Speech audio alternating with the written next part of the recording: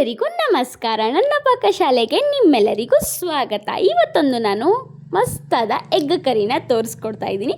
ಯಾರು ಮಸಾಲೆ ಜಾಸ್ತಿ ಇಷ್ಟಪಡಲ್ವೋ ಅಂಥವ್ರಿಗೆ ಈ ರೆಸಿಪಿ ಅಂತಲೇ ಹೇಳ್ಬೋದು. ಮೊದಲಿಗೆ ಒಂದು ಬಾಣಲಿ ತೊಗೊಂಡು ಅದಕ್ಕೆ 1-2 ಸ್ಪೂನ್ ಎಣ್ಣೆನ ಹಾಕ್ಕೊಂಡು ಒಂದು ಸ್ವಲ್ಪ ಸಾಸಿವೆ ಹಾಗೆ ಸ್ವಲ್ಪ ಜೀರಿಗೆನ ಸೇರಿಸ್ಕೊಳ್ಳಿ.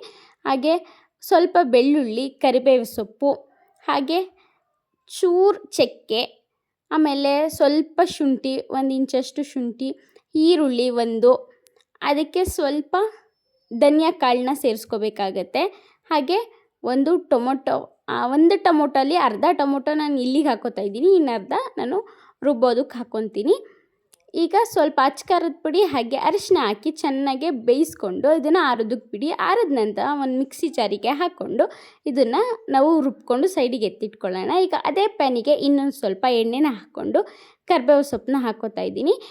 ಆಗಲೇ ಇನ್ನೊಂದು ಈರುಳ್ಳಿನೂ ಕೂಡ ಇದಕ್ಕೆ ಸೇರಿಸ್ಕೋತಾ ಇದ್ದೀನಿ.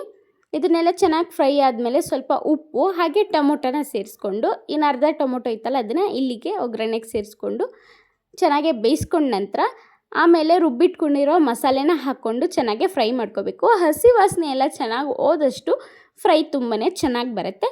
ಸ್ವಲ್ಪ ನೀರನ್ನ ಸೇರಿಸ್ಕೊಂಡು ನಿಮ್ಗೆ ಎಷ್ಟು ಬೇಕು ಗಟ್ಟಿ ಅದನ್ನು ಮಾಡಿಕೊಂಡು ಸ್ವಲ್ಪ ಕೊರಿಯಂಡರ್ನ ಹಾಕೋತಾ ಇದ್ದೀನಿ, ಕೊತ್ತಂಬರಿ ಸೊಪ್ಪು ಹಾಕಿ ಚೆನ್ನಾಗಿ ಇದನ್ನು ಬೇಯಿಸ್ಕೊಳ್ಳಿ. ಮಸಾಲೆನ ಚೆನ್ನಾಗಿ ಬೇಯಿಸ್ಕೊಂಡ ನಂತರ ಲಾಸ್ಟಲ್ಲಿ ನೀವು ಎಗ್ನ ಹಾಕಬೇಕಾಗತ್ತೆ, ಇಲ್ಲಾಂದರೆ ಮೊಟ್ಟೆ ಭಂಡಾರ ಎಲ್ಲ ನೀರನ್ನ ಹೀರ್ಕೊಳ್ಳುತ್ತೆ. ಅದಕ್ಕೋಸ್ಕರ ಇನ್ನೂ ಯಾರು ನನ್ನ ಚಾನಲ್ನ ಸಬ್ಸ್ಕ್ರೈಬ್ ಆಗದೆ ನೋಡ್ತಾ ಇದ್ದೀರಾ ಬೇಗ ಸಬ್ಸ್ಕ್ರೈಬ್ ಆಗಿ ಪಕ್ಕದಲ್ಲಿರೋ ಆಲ್ ಬೆಲ್ ನೋಟಿಫಿಕೇಷನ್ನ ಕ್ಲಿಕ್ ಮಾಡಿ. ಹಾಗೆ ಇನ್ಸ್ಟಾಗ್ರಾಮ್, ಫೇಸ್ಬುಕ್ಕಲ್ಲೂ ಫಾಲೋ ಮಾಡಿ, ಅಕೌಂಟು ಡಿಸ್ಕ್ರಿಪ್ಷನಲ್ಲಿ ಕೊಟ್ಟಿರ್ತೀನಿ.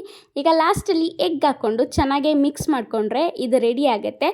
ನೀವು ಅನ್ನದ ಜೊತೆ, ಚಪಾತಿ ಜೊತೆ, ರೊಟ್ಟಿ ಜೊತೆ ಎಲ್ಲದ್ರ ಜೊತೆನೂ ತಿನ್ಬೋದು, ಪೂರಿ ಜೊತೆ ಎಲ್ಲ ತುಂಬಾ ಟೇಸ್ಟಿಯಾಗಿರುತ್ತೆ. ನೀವು ಕೂಡ ಟ್ರೈ ಮಾಡಿ. ಇದೇ ರೀತಿ ಸಿಂಪಲ್ ರೆಸಿಪಿಗೆ ನನ್ನ ಚಾನಲ್ನ ಫಾಲೋ ಮಾಡೋದು ಮರಿಬೇಡಿ. ಮತ್ತೊಂದು ವಿಡಿಯೋದೊಂದಿಗೆ ನಾನು ನಿಮ್ಮೆಲ್ಲರಿಗೂ ಸಿಗ್ತೀನಿ.